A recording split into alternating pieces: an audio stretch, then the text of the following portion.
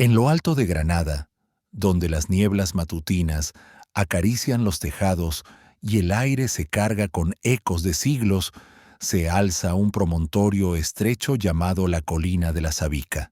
No es la más alta ni la más imponente de la región, pero tiene algo que escapa a la razón. Desde tiempos remotos, mucho antes de que los emires mirasen el valle con ojos estratégicos, esta colina ya estaba marcada. Había señales en la tierra, cimientos olvidados, muros enterrados, estructuras que desafiaban las cronologías oficiales, que hablaban de una ocupación anterior, acaso visigoda, acaso romana. Los arqueólogos aún debaten sobre esos restos, pero hay algo en Sabica que no puede medirse con datos, una atracción magnética, casi espiritual. Los primeros pueblos la usaron como refugio, más tarde como fortaleza, pero no fue sino hasta la llegada de los andalusíes que esta colina se transformó en algo distinto, un límite entre el cielo y la tierra. La Sabica no solo dominaba la ciudad, la miraba como si guardara secretos y se separaba de ella como si no le perteneciera. En sus laderas se entrelazaban caminos de agua, antiguas puertas de guerra y senderos de huida. Era, al mismo tiempo, refugio y trampa, observatorio y prisión. Y sin embargo, lo que más llamaba la atención no era su ubicación ni su forma, sino el color de su suelo. La tierra, rica en óxidos de hierro, se teñía de un rojo intenso al ser golpeada por la lluvia o expuesta al sol. No era un rojo brillante, sino uno terroso, profundo, que parecía salir del interior mismo de la montaña. Con esa tierra rojiza se alzaron los primeros muros de tapial, comprimidos a mano, sin mortero, pero con una resistencia sorprendente. Así nació el nombre que cruzaría los siglos: Al-Qal'at al-Hamra, la Fortaleza Roja. Un nombre que, como un presagio, condensaba el alma del lugar antes de que existiera siquiera un palacio. Pero, ¿por qué construir allí? ¿Qué impulsó a los primeros constructores musulmanes a elegir esa colina y no otra? Las razones estratégicas son claras. La Sabica ofrecía visibilidad total sobre la Vega de Granada y el Valle del Darro, controlando los accesos desde el este. Pero había algo más. Las crónicas poéticas hablan de una elección dictada por los dioses, o al menos por sus emisarios. Dicen que cuando el fundador del último reino musulmán, de Al-Ándalus, subió a la colina en 1238, no solo trazó los límites de una fortaleza, invocó la memoria dormida del lugar. Desde ese instante, la Tierra Roja dejó de ser solo tierra. Se convirtió en símbolo, en mensaje, como si las propias paredes hablaran, como si lo que se levantara allí no pudiera ser replicado en ninguna otra parte. Y así, lo que comenzó como una simple colina fue adoptando el carácter de ciudadela sagrada. No era solo un lugar donde vivir, era una declaración, una forma de resistir el paso del tiempo. Y con esa promesa comenzaba el legado que hoy conocemos como la Alhambra. La Alhambra no nació como un palacio, antes de los jardines geométricos, antes de las fuentes que susurraban versos en árabe, antes incluso de las yeserías talladas con manos invisibles, fue solo una fortaleza de barro, pero no un barro cualquiera. La tierra rojiza de la colina de la Sabica estaba cargada de óxidos de hierro, y ese hierro, mezclado con arcilla, agua y cal, dio origen a una masa compacta que, al endurecerse bajo el sol andaluz, adquiría una solidez inesperada. Con esta mezcla primitiva se alzaron los primeros muros. Sin piedra, sin mármol, sin mártires gloriosos, solo tierra, sudor y tiempo. Este sistema de construcción, llamado tapial, consistía en verter capas de tierra húmeda entre tablones de madera, apisonándola hasta que quedaba firme como roca. Cuando los encofrados se retiraban, Lo que quedaba era un muro rugoso, de color ocre rojizo, con una textura tan cruda como honesta. Vista de lejos, la estructura parecía una extensión de la propia montaña, roja como la sangre seca, inquebrantable como el destino. Y es esa tonalidad, ese rojo profundo que resiste siglos, la que dio nombre a todo el conjunto. Al-Qal'at al-Hamra, la fortaleza roja, pero también es ese color el que alimentó leyendas oscuras. Los poetas hablaban de una maldición grabada en las paredes. Decían que la tierra había absorbido los conflictos, las traiciones, los pactos rotos, que ese rojo no era solo mineral, sino memoria. En los versos que llegaron a sobrevivir, las torres de la Alhambra eran descritas como testigos que nunca duermen, guardianas de secretos que nadie debería oír. Con el tiempo, este castillo de barro fue creciendo. Se reforzaron torres, se excavaron cisternas, se alzaron nuevas murallas. Aún así, seguía siendo una estructura militar, una ciudadela pensada para resistir, no para brillar. Pero hubo un momento, un giro decisivo, cuando la fortaleza dejó de ser simplemente un bastión defensivo. Cuando alguien, por primera vez, miró aquellas paredes rojas y no vio solo protección, sino belleza. Ese alguien fue Muhammad ibn Nasr, también conocido como Ibn al-Ahmar, el Hijo del Rojo, nombre que parece escrito por el destino. Él no solo trajo orden a un territorio fragmentado, sino que llevó consigo la visión de transformar esta áspera mole de tierra en una joya palaciega.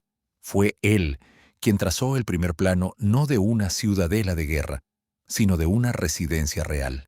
Una residencia que debía reflejar el esplendor de una cultura, no solo su capacidad de resistencia.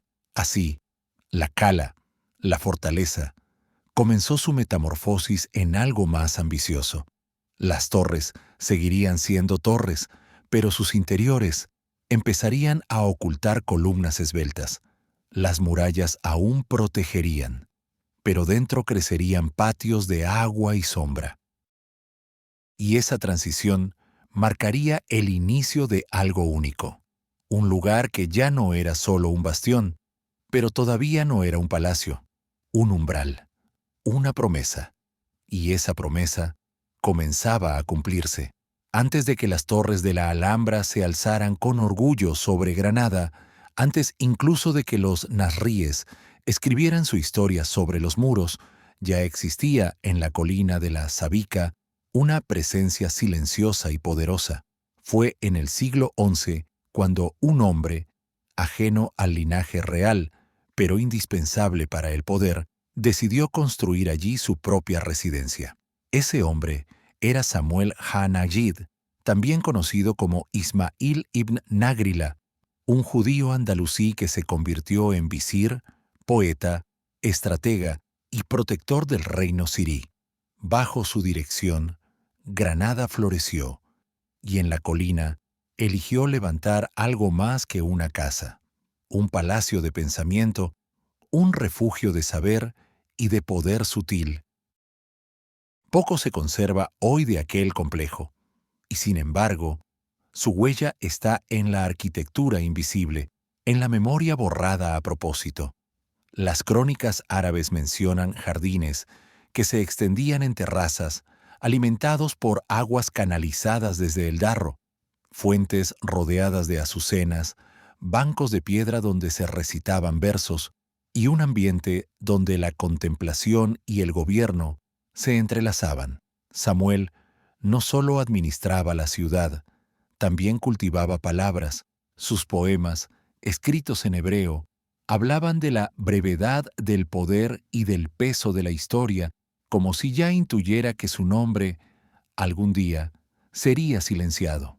Con el tiempo, tras su caída en desgracia y las tensiones que le siguieron, la presencia judía en los centros del poder fue desmantelada con cuidado. El palacio de Samuel, como si su sola existencia incomodara, A los que vinieron después, desapareció sin dejar rastros visibles. Nada quedó en pie, ni una cúpula, ni una inscripción. Solo el rumor persistente de que bajo los cimientos de la futura Alhambra, en el lugar donde se alzarían los patios más célebres, una vez hubo un jardín silencioso que no pertenecía ni al Islam ni al cristianismo. Un jardín sin testigos. El recuerdo de Samuel fue barrido, no con violencia abierta, sino con una forma de olvido más eficaz, la negación sistemática. Los arquitectos que vinieron después redibujaron la historia, pero los vacíos son más elocuentes que las piedras, y los arqueólogos modernos han identificado anomalías en el terreno, muros enterrados y canales rotos que podrían pertenecer a esa fase previa, como si la tierra resistiera al olvido. Y entonces, en el siglo XIII, la colina se prepara para un nuevo ciclo. Aparece en escena una figura aún modesta pero decidida, Muhammad ibn Nasr, que llegaría a ser conocido como Ibn al-Ahmar. Su llegada marca una ruptura total con el pasado. Los siríes habían gobernado desde el Albaicín, pero él, desde el principio, escoge la Sabika, no como homenaje a lo anterior, sino como afirmación de algo nuevo. Lo que allí construya no será solo una fortaleza ni un palacio, será la imagen de un poder que sabe que está rodeado de enemigos, pero también de historia. Así, los cimientos olvidados de Samuel son cubiertos por nuevas aspiraciones. Los nazríes no destruyen para olvidar, sino que construyen encima. Y esa superposición se convierte en la esencia misma de la Alhambra, una ciudad palaciega donde nada comienza de cero, pero todo parece nuevo. La era de los visires ha terminado. Comienza la de los emires. Cuando Ibn al-Ahmar subió por primera vez a la colina de la Sabika en 1238, no vio solo un terreno elevado con ruinas dispersas. Vio potencial, vio refugio, vio el último rincón desde donde resistir. Granada aún no era del todo suya, pero el paisaje ya le hablaba. La vega se extendía como un mapa abierto a sus pies, y los pliegues del río Darro ofrecían defensas naturales. En ese momento, mientras aún resonaban las conquistas cristianas en Córdoba y Sevilla, el nuevo emir tomó una decisión radical: levantar en esa colina no una fortaleza cualquiera, sino un mundo completo, un reino dentro del reino. Lo que comenzó con muros de contención y líneas trazadas sobre la tierra, pronto se transformó en algo mucho más ambicioso. En lugar de limitarse a construir un castillo defensivo, Ibn al-Ahmar imaginó una ciudad palaciega cerrada, con vida propia, autosuficiente y protegida. La Alhambra no sería solo residencia, sería el corazón político, espiritual y administrativo de un emirato que sabía que vivía en cuenta regresiva. A los primeros muros se sumaron calles, talleres, almacenes. Se diseñaron caminos de agua que subían desde el río mediante sistemas hidráulicos tan avanzados que hoy siguen asombrando a los ingenieros. El Canal del Sultán, una proeza técnica, traía el agua desde Sierra Nevada, atravesando kilómetros de terreno, y alimentaba no solo las fuentes decorativas, sino también huertos, baños públicos y talleres de tintes y curtidos. Se construyó una mezquita principal para el rezo del viernes, en el mismo punto donde más tarde se levantaría la iglesia cristiana. Se excavaron hammams, se delimitaron zonas de servicio y hasta se instalaron hornos para cerámica. A los pies de las torres vivían artesanos, calígrafos, soldados, funcionarios. El complejo llegó a albergar una población estable, con organización propia, casi como una pequeña Medina. La Alhambra era una ciudad amurallada con reglas propias, Desde dentro, no se oía el bullicio de Granada. Desde fuera, no se intuía la sofisticación que se gestaba tras las murallas rojas. Era un lugar pensado para sobrevivir el asedio, pero también para mantener vivo un ideal cultural, el refinamiento andalusí. Aquí se tejían alfombras para los salones, se encuadernaban libros, se componía poesía, se afilaban armas, todo dentro del mismo recinto. Cada rincón estaba pensado con propósito, los callejones estrechos para el control, las puertas fortificadas para la vigilancia, los patios interiores para la contemplación. En la Alhambra, la arquitectura se convirtió en herramienta de poder. Todo lo visible comunicaba jerarquía, orden, sofisticación, y todo lo invisible, tuberías, drenajes, rutas internas, sostenía una maquinaria silenciosa que garantizaba la continuidad de la vida incluso en momentos de aislamiento. Así nació la Alhambra como ciudad total, y sin embargo, entre tantos elementos, torres, calles, talleres, baños, algo empezaba a destacar, un sector más alto, más resguardado, donde los pasillos eran más anchos y el silencio más denso. Allí, junto a la antigua alcazaba, comenzaba a tomar forma el núcleo más íntimo y ambicioso del complejo, los palacios. No bastaba con tener un gobierno protegido, el poder necesitaba un rostro visible, y ese rostro iba a ser esculpido con agua, yeso y sombra. Lo que venía no era solo arquitectura, era símbolo, era teatro del poder, era el alma de la Alhambra. Nadie sabe con certeza cómo era el primer palacio de Ibn al-Ahmar. Los registros son escasos, las crónicas ambiguas, y lo que quedó en pie fue sepultado bajo generaciones de reformas. Pero las huellas, aunque enterradas, nunca desaparecieron del todo. En las zonas más altas de la Alhambra, cerca del lugar que más tarde ocuparía el palacio de Carlos V, arqueólogos del siglo XXI han desenterrado fragmentos de muros, restos de mosaicos y canales de agua que no pertenecen a ninguna de las estructuras conocidas. Todo indica que allí vivió el fundador, no en la suntuosidad, sino en la discreción. Ibn al-Ahmar no construyó un palacio ostentoso. Su visión era práctica: asegurar el control, establecer una capital, resistir. Lo suyo era un poder en construcción, frágil, recién consolidado. Por eso, su residencia fue modesta, funcional.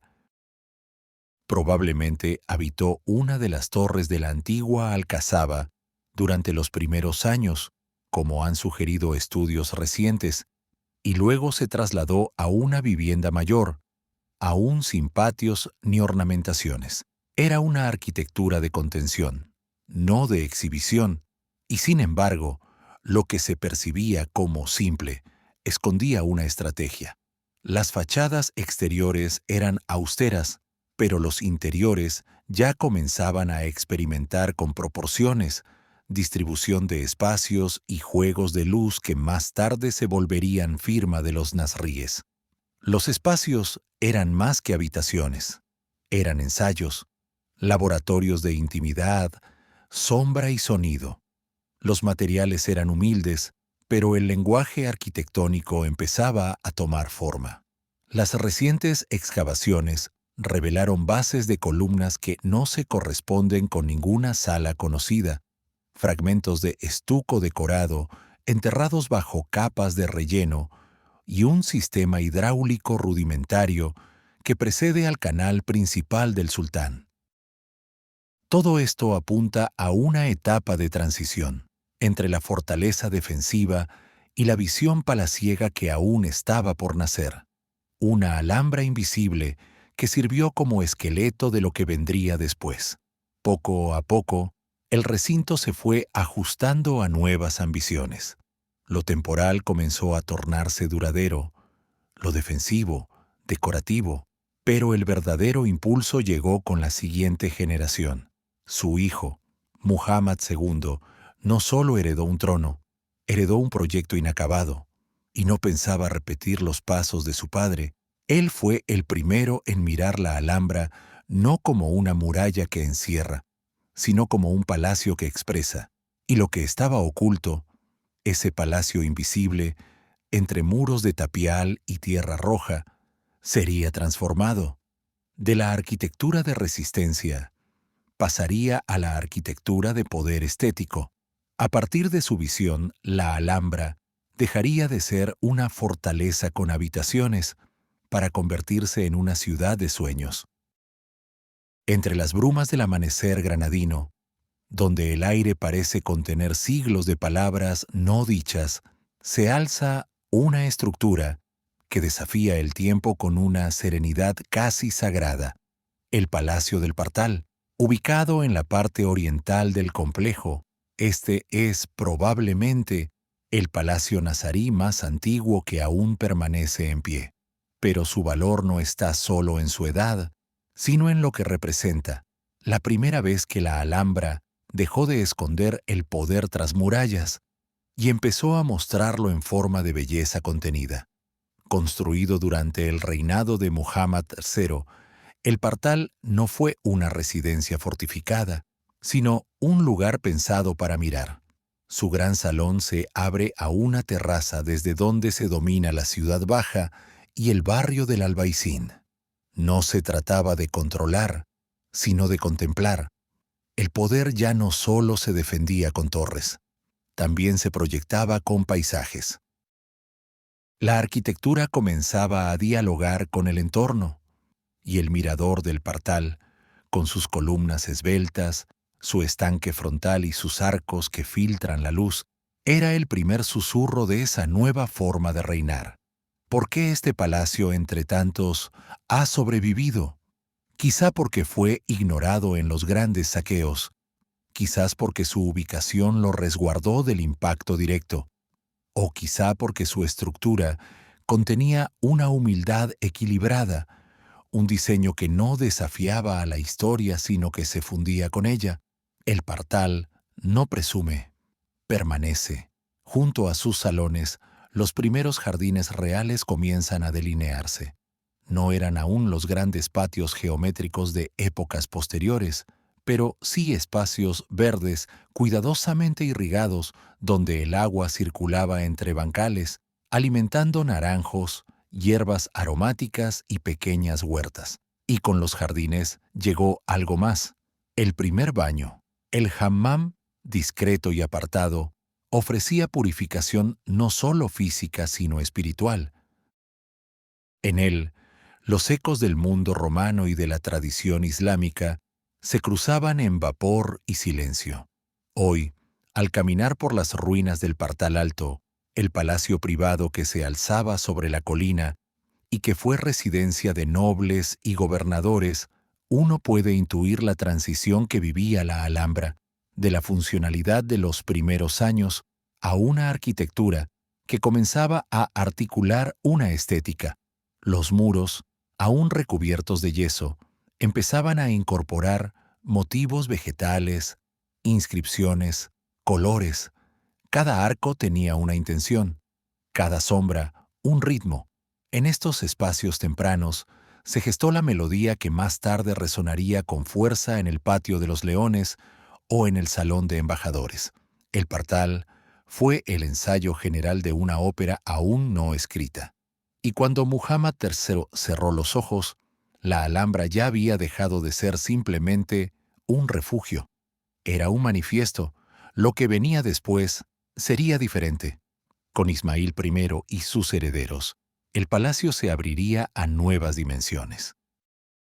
Las proporciones cambiarían, los símbolos se multiplicarían, y la Alhambra entraría, sin aviso, en su edad dorada. El tiempo del esplendor estaba a punto de comenzar. A comienzos del siglo XIV, la Alhambra dejó atrás su fase de ensayo. Con la llegada al trono de Ismail I, el recinto palaciego dejó de expandirse como un refugio improvisado y se convirtió, por fin, en un escenario cuidadosamente diseñado para la representación del poder. Ismail no era solo un estratega militar, fue un constructor de símbolos, un sultán que entendía que las paredes también hablan, que los patios pueden ser manifiestos y que el agua puede reflejar no solo el cielo, sino el estado.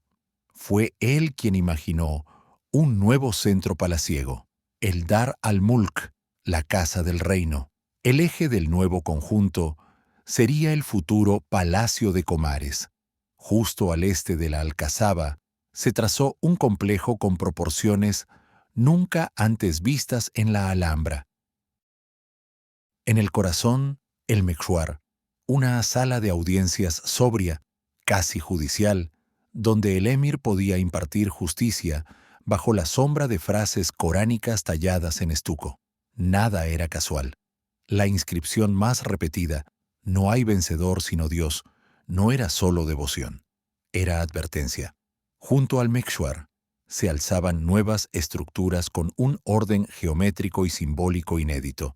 Uno de los elementos más revolucionarios fue la introducción del gran patio rectangular con alberca central, un espejo de agua alargado perfectamente alineado, que reflejaba la arquitectura y multiplicaba su presencia.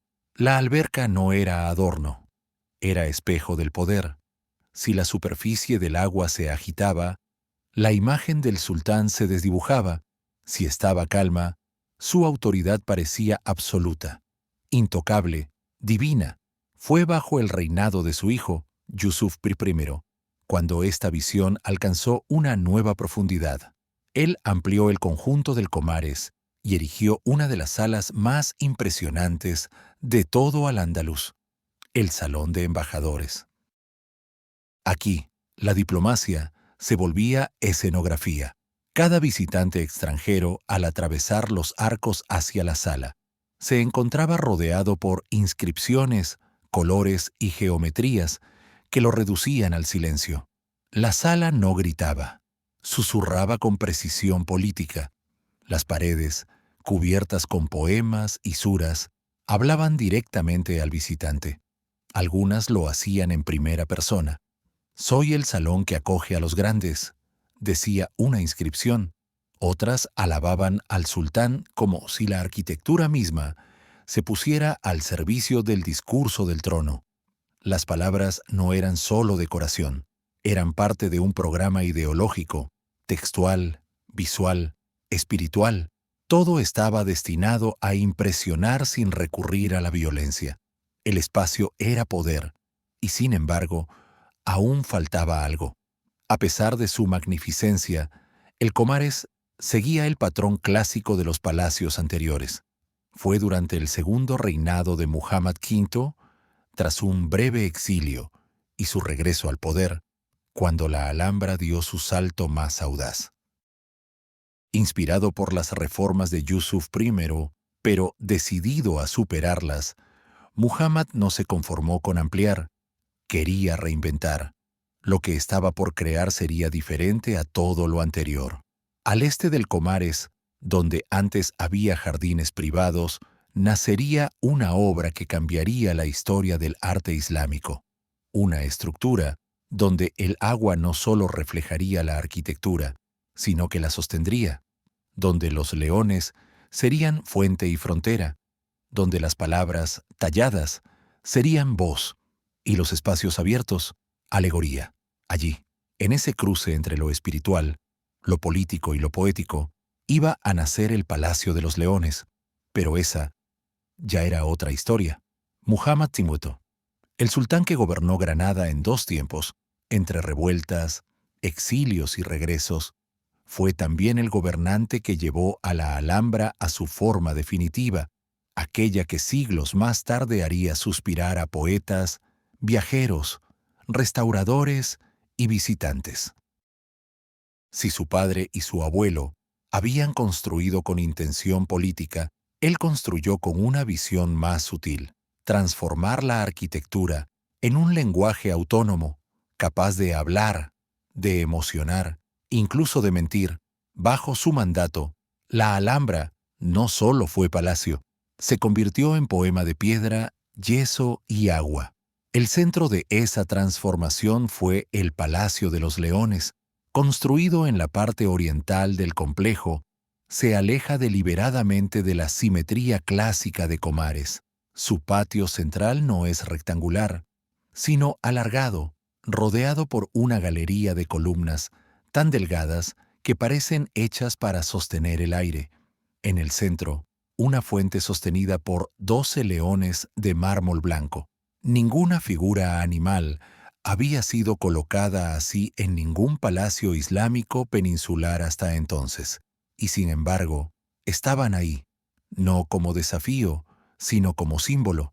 Cada león tiene un rostro distinto, como si guardara una expresión, un secreto, una historia.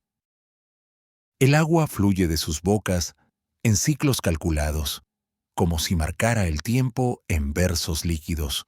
Este no era un espacio diseñado solo para el cuerpo, sino para el alma. Se podía caminar en silencio bajo los arcos, mientras los muros susurraban palabras talladas que decían cosas como «Bendito sea aquel que construyó este paraíso en la tierra». Las inscripciones no se limitaban a citar el Corán. Hablaban de sí mismas. «Yo soy el patio que refleja la perfección de mi dueño», declaraba un friso. Otra inscripción, en el Salón de los Reyes decía, «Contempla mi belleza, pues soy espejo de lo eterno». En el Salón de las dos hermanas, llamado así por las dos losas de mármol idénticas en el suelo, la sensación es aún más profunda. Sobre uno de los espacios más sagrados de la Alhambra, cuelga una cúpula de mocárabes que parece suspendida como un cielo de estalactitas. Luz y sombra se mezclan en patrones que cambian a cada hora del día.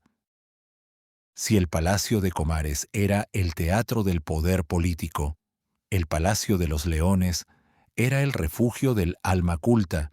Fue en este entorno donde la poesía tomó un lugar central en la arquitectura. Ibn Zamrak, el poeta y visir del sultán, compuso versos que fueron grabados directamente en las paredes. No eran textos añadidos después, sino parte del diseño. Y lo más sorprendente, muchos de ellos están escritos en primera persona. Las fuentes hablan, los salones se presentan a sí mismos. «Yo soy el jardín de la dicha», proclama una inscripción. «Aquí mora el rey de la justicia», susurra otra. Esas palabras hacen que el visitante no se sienta simplemente espectador, sino interlocutor. Hay una intimidad en estos espacios que trasciende el tiempo. Una habitación que se dirige a ti, como si supiera que la estás contemplando siglos después de su esplendor, como si supiera que vendrías. Pero bajo esa grandeza, una sombra se empezaba a alargar. Muhammad Bushehr, pese a su genio arquitectónico y político, no podía detener el paso de los siglos. A su muerte, el equilibrio que había conseguido se desmoronó lentamente. Las luchas internas, las tensiones sucesorias y el desgaste institucional del Emirato comenzaron a erosionar la estabilidad que había permitido este milagro artístico. Y así, mientras los muros seguían hablando, quienes los gobernaban empezaban a perder el control. La Alhambra entraba en un periodo de silencio aparente, de estancamiento decoroso. La voz de sus salas seguía viva, pero ya no respondía a gobernantes visionarios, sino a herederos atrapados en un mundo que se les escapaba entre los dedos. El esplendor no desapareció de golpe, pero dejó de crecer. Y con cada generación, el eco de la gloria se volvía un poco más lejano. Después de Muhammad V, todo lo que fue nuevo comenzó a repetirse. Las formas se conservaron, pero el alma que las había creado empezó a desvanecerse. El siglo XV trajo a la Alhambra una atmósfera distinta. No era decadencia visible, no aún, sino una especie de cansancio estructural. La arquitectura seguía levantándose, sí, pero sin la invención de épocas anteriores. Las proporciones eran las mismas, las inscripciones similares, los espacios imitaban sin transformar. Donde antes había audacia, ahora había conservación. Y detrás de cada muro nuevo se ocultaba una fractura. Los sultanes del último siglo nazarí ya no gobernaban desde la fuerza, sino desde el compromiso forzado. Cada decisión estaba condicionada por pactos con los reinos cristianos, presiones internas y traiciones familiares. Uno tras otro, los gobernantes se convertían en figuras atrapadas, aisladas dentro del mismo recinto que un siglo antes había sido símbolo de equilibrio y esplendor. La Alhambra, que en tiempos de Muhammad Kuntu fue una ciudad que hablaba con poesía, ahora se transformaba en una ciudad que evitaba hablar. Las nuevas torres, como la de las infantas o la de la cautiva, aún conservaban elegancia, pero eran más cerradas, más introspectivas. Ya no eran ventanas al mundo, sino refugios, miradores convertidos en escondites.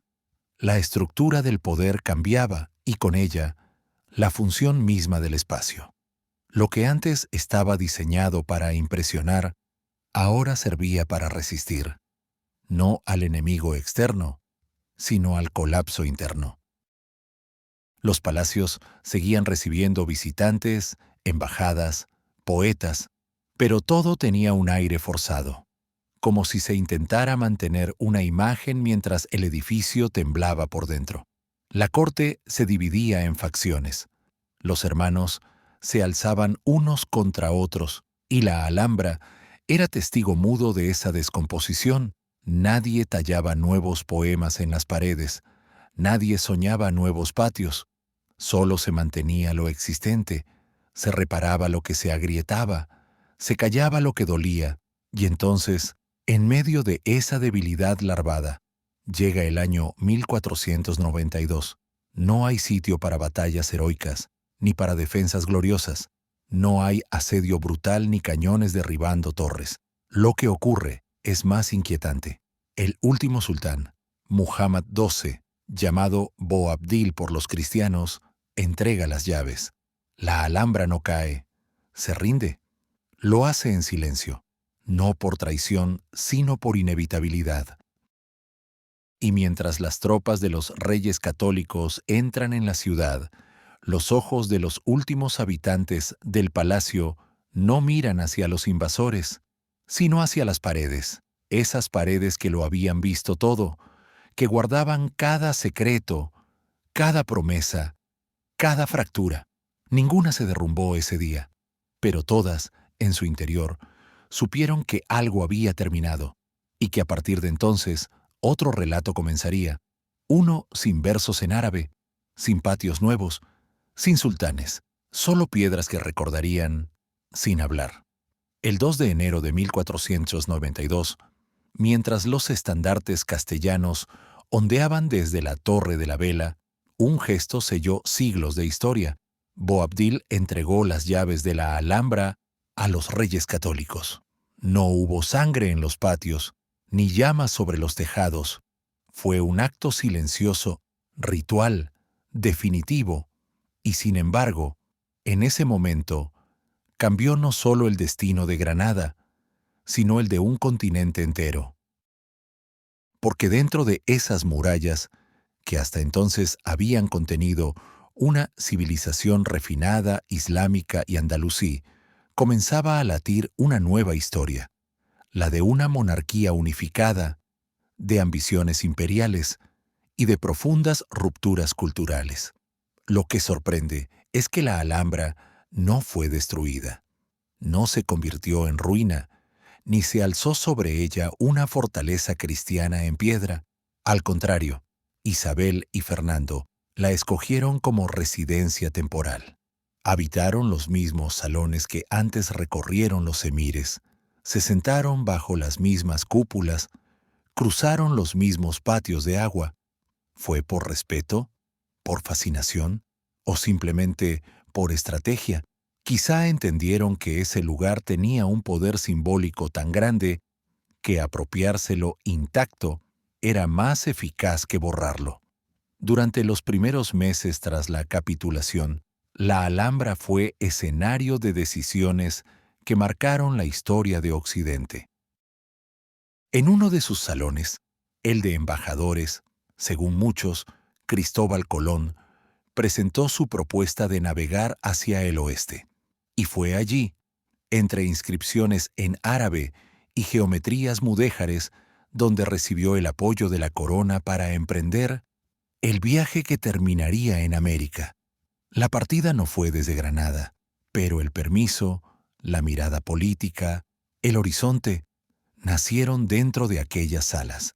Ese mismo año, en marzo, se firmó también otro documento trascendental, el Decreto de la Alhambra, que ordenaba la expulsión de todos los judíos que no se convirtieran al cristianismo. Una decisión radical que cerraba un ciclo de convivencia complejo y que, irónicamente, se dictó desde un lugar construido sobre el legado de un visir judío olvidado. Samuel Hanagid, la historia daba un giro cruel, justo en el corazón del palacio. La Alhambra empezaba así una nueva etapa, no menos intensa. Su arquitectura seguía intacta, pero su alma cambiaba. Las fuentes seguían cantando, pero ya nadie entendía sus palabras. Las inscripciones fueron reinterpretadas, las estancias reutilizadas. Lo que antes era oración, ahora era estrategia. Lo que fue poesía, ahora era poder consolidado. Los reyes católicos no necesitaban nuevos palacios, necesitaban una imagen. Y no había mejor símbolo de victoria que sentarse en el trono de quien había sido vencido. La Alhambra, sin tocar una sola piedra, había sido transformada.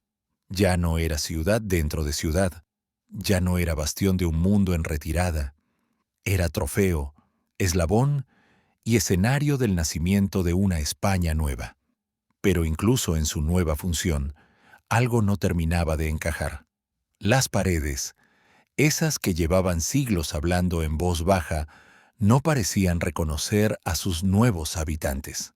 Y aunque no se opusieron, tampoco se entregaron del todo, como si el lugar, en el fondo, no aceptara la conversión, solo la espera, porque los palacios, a veces, tienen más paciencia que los reyes.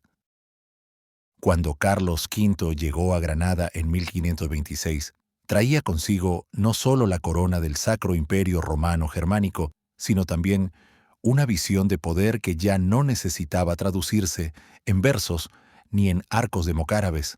Lo suyo era piedra sólida, geometría clásica, la lógica renacentista impuesta sobre la sensibilidad andalusí. Frente a los juegos de luz, él eligió la monumentalidad. Frente a las inscripciones que hablaban en susurros, él quiso un lenguaje rotundo, esculpido, imperial. Durante su visita, el joven emperador y su esposa Isabel de Portugal quedaron fascinados por la belleza de la Alhambra. Pero esa fascinación no impidió que tomara una decisión irreversible: demoler parte del antiguo Palacio de Comares para construir, justo en el corazón de la ciudadela islámica, un nuevo palacio que llevara su nombre. El proyecto fue ambicioso, casi desmedido. Un edificio de planta cuadrada, severo por fuera, que contenía un patio circular en su interior, una forma desconocida hasta entonces en la arquitectura española. Ese círculo dentro del cuadrado era más que una rareza geométrica. Era un manifiesto, un gesto que decía: aquí comienza otra era. La circularidad del patio evocaba el modelo de los teatros romanos, los foros imperiales, el orden racional del Renacimiento. Pero al insertarse en el tejido intrincado y rectangular de la Alhambra, parecía una pieza extranjera en un organismo vivo. La armonía clásica, en lugar de dialogar con lo existente, lo desafiaba. La construcción comenzó en 1527, bajo la dirección de Pedro Machuca, arquitecto formado en Italia, y fiel a las normas del Alto Renacimiento.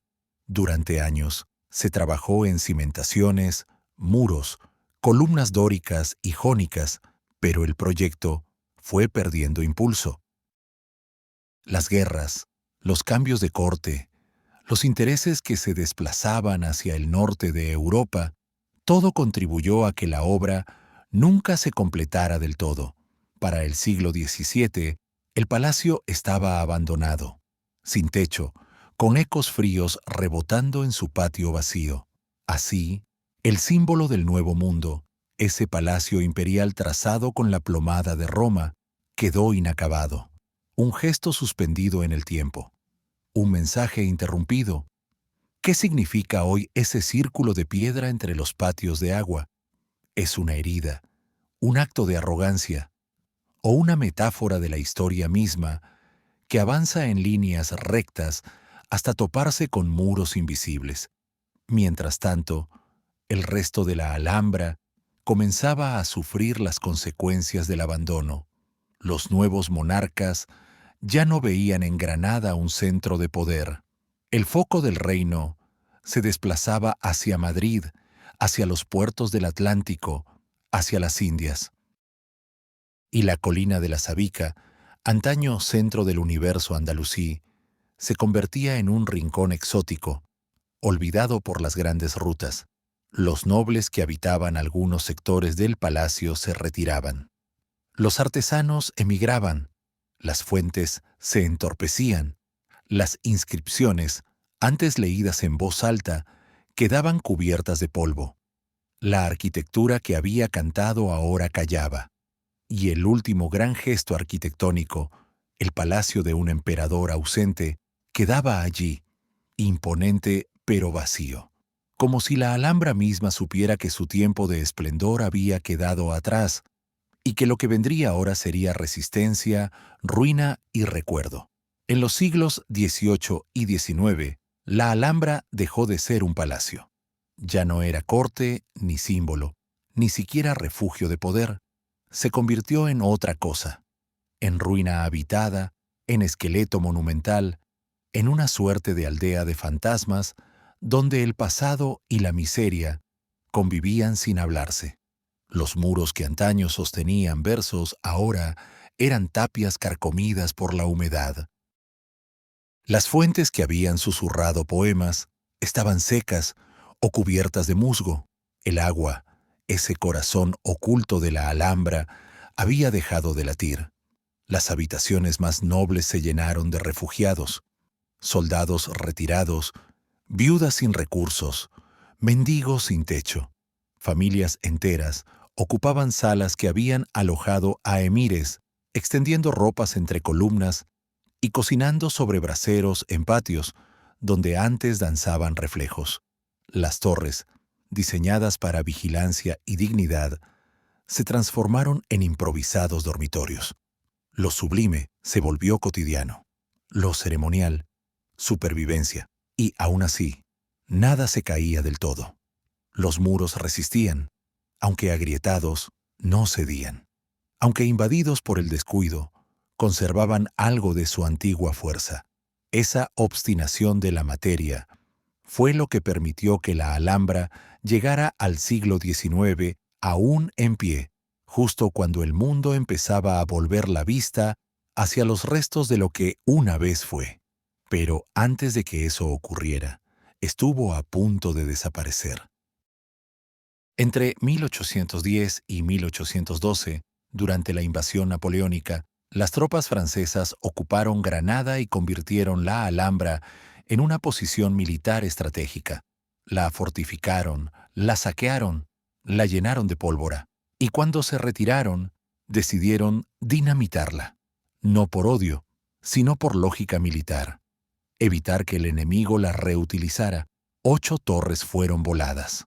Parte del complejo quedó destrozado. El conjunto entero estuvo a punto de desaparecer en una nube de polvo.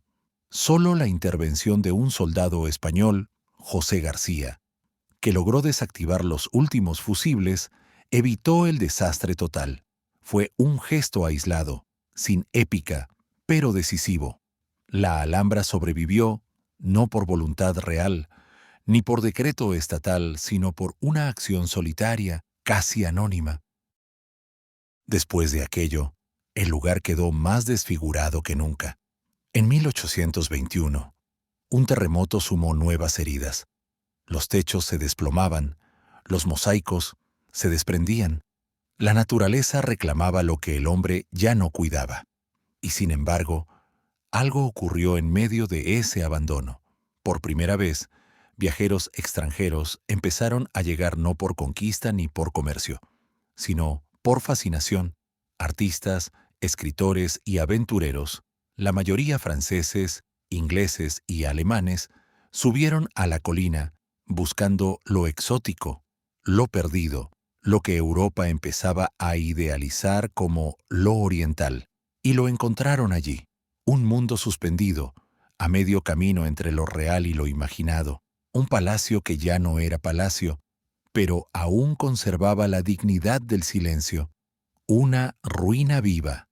La Alhambra, sin buscarlo, sin reclamarlo, empezó a renacer, no por restauración, sino por mirada, porque cuando el mundo moderno la descubrió en ruinas, la convirtió en mito.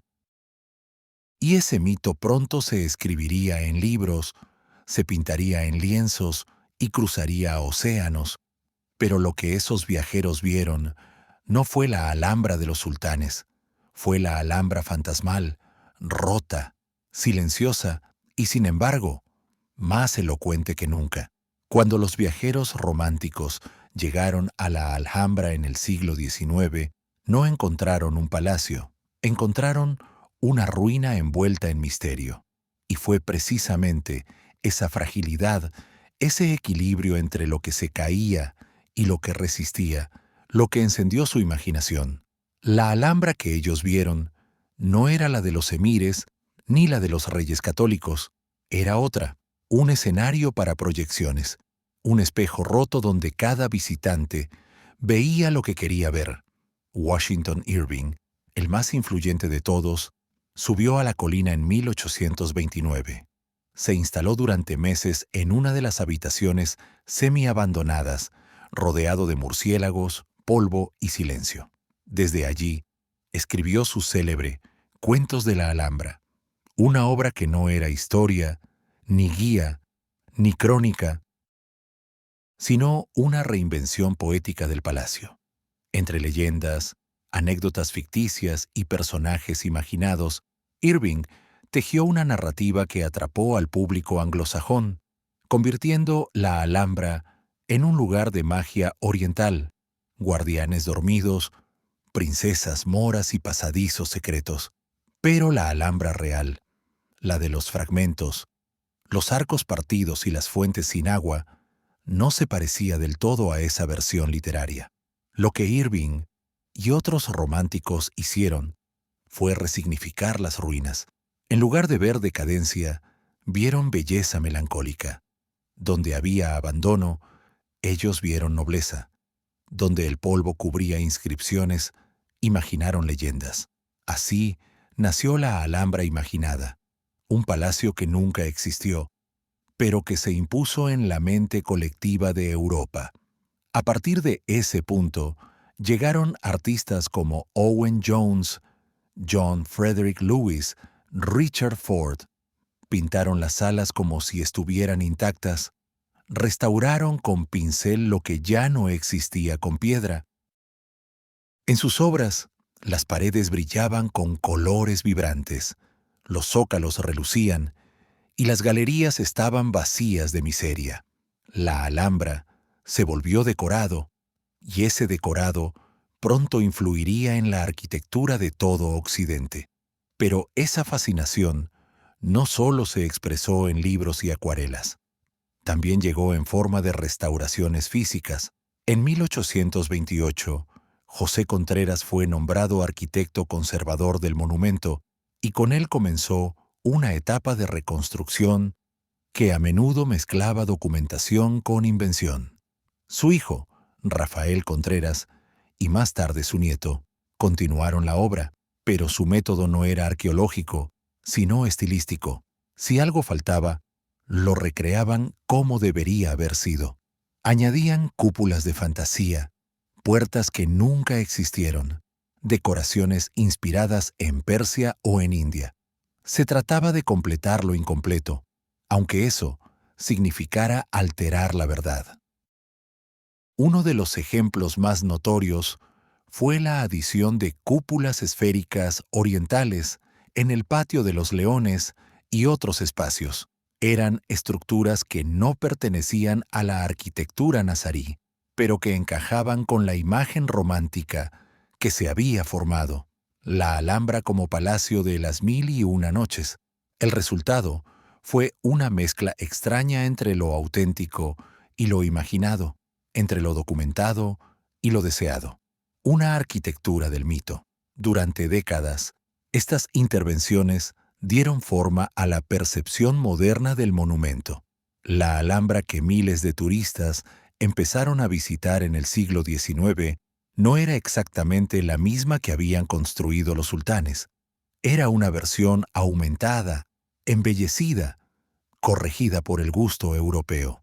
Un palacio que respondía más a los sueños de los forasteros que a la memoria del lugar. Y así, piedra a piedra, relato tras relato, se consolidó una paradoja. Para salvar la Alhambra hubo que inventarla. Para preservarla se la transformó. Para recordarla se la distorsionó. Y lo más inquietante es que nadie pareció notar el momento exacto en que la restauración se volvió ficción, porque en el fondo todos querían creer. Durante buena parte del siglo XIX y principios del XX, la Alhambra fue tratada no como un documento histórico, sino como una escenografía.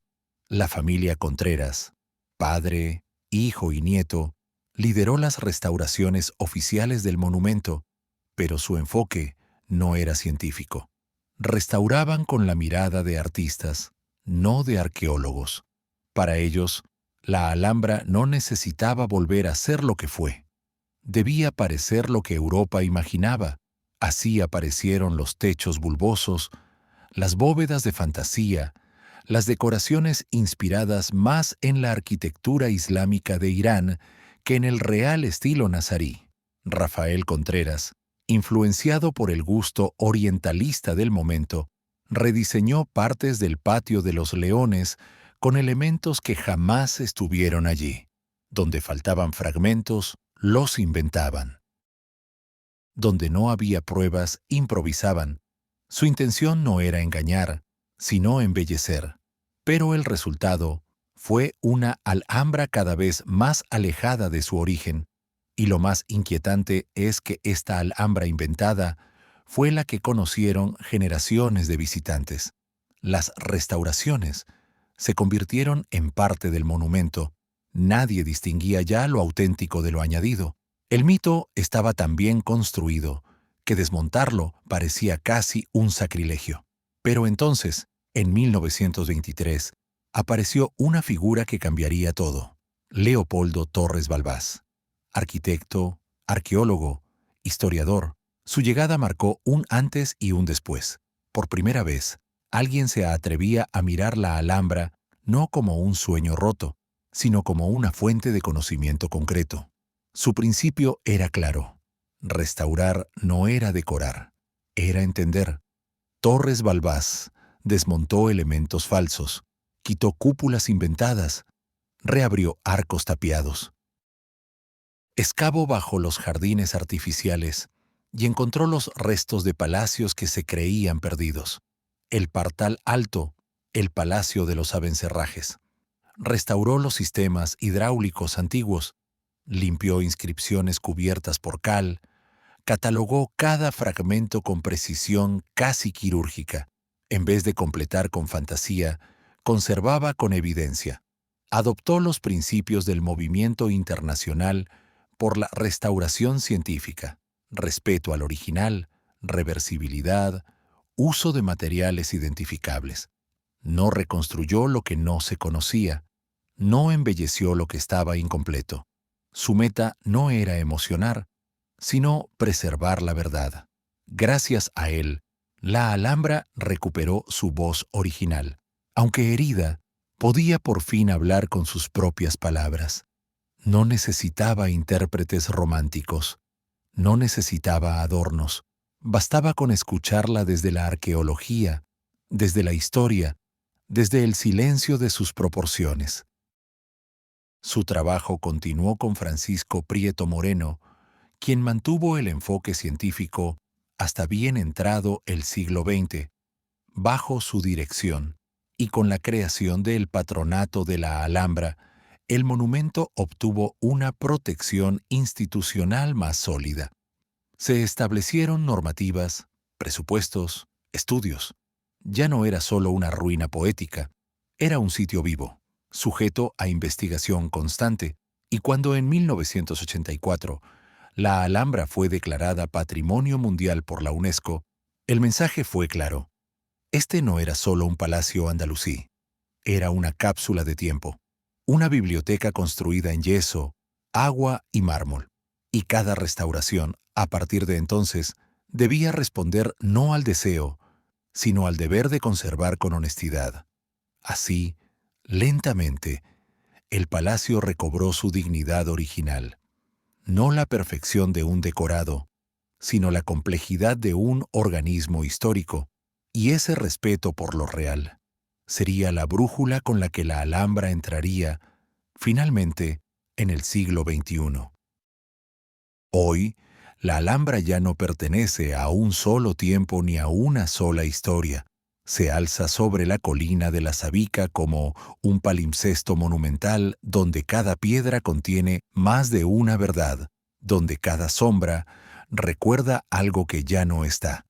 No es solo un palacio, es un enigma abierto, una ruina viva, un espejo múltiple que devuelve una imagen distinta a cada mirada. Para unos, es el símbolo supremo de Al-Ándalus, el eco de una civilización que floreció entre religiones, ciencias y artes y que desapareció sin estruendo, rendida más que vencida. Para otros, es una joya arquitectónica, una proeza estética que llevó la geometría, la luz y la palabra a su máxima expresión. Para los viajeros, es una promesa cumplida. Para los arqueólogos, un rompecabezas que aún no termina. Para los restauradores, un reto moral. Para los musulmanes de hoy, un recordatorio de lo que fue y no volvió. Cada día, miles de personas cruzan sus puertas.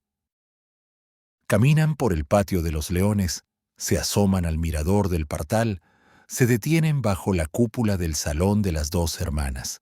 Algunos hacen fotos, otros callan. Hay quienes lloran sin saber por qué, porque en este lugar el tiempo no es lineal. Aquí todo ocurre a la vez. Un turista moderno roza con su mano la columna que tocó un poeta nazarí. Un niño corre por un patio donde se discutió el destino de un imperio, y el agua sigue fluyendo como si no hubiera pasado nada. Los arqueólogos continúan trabajando en zonas ocultas, descubriendo estructuras enterradas, canales perdidos, fragmentos de palacios destruidos que nunca fueron documentados. Cada hallazgo revela no solo lo que falta, sino también lo que fue silenciado, porque la Alhambra no es un monumento que se visita, es un cuerpo que se interroga. Los historiadores debaten sobre fechas, autores, estilos. Los restauradores equilibran lo auténtico y lo necesario. Los artistas modernos, fascinados, proyectan videoinstalaciones sobre sus muros, componiendo nuevas formas de habitar lo antiguo. Y mientras tanto, ella permanece. No espera, no exige, pero observa. El gran dilema sigue sin resolverse. ¿De quién es este lugar? ¿Del pasado que lo construyó? ¿Del presente que lo interpreta? ¿Del futuro que lo explota? ¿Es propiedad de una nación, de una cultura, de la humanidad entera? ¿O acaso, y esto es lo más inquietante, es solo de sí misma? La Alhambra ha visto nacer y morir dinastías. Ha sido morada de reyes y de mendigos. Ha sido saqueada, ignorada idealizada, malinterpretada, salvada. Ha resistido terremotos, pólvora, humedad, indiferencia, y sin embargo sigue en pie, como si algo en su interior no aceptara desaparecer, porque al final la Alhambra no es solo una ruina que se conserva, es un hogar que recuerda. Recuerda a quienes la imaginaron, a quienes la olvidaron, a quienes la usaron, la escribieron, la transformaron. Recuerda incluso lo que nunca fue, y quizá por eso, más allá de cualquier restauración, de cualquier guía o leyenda, la Alhambra sigue siendo única. Un lugar que ha visto todo y que aún así nunca deja de mirar.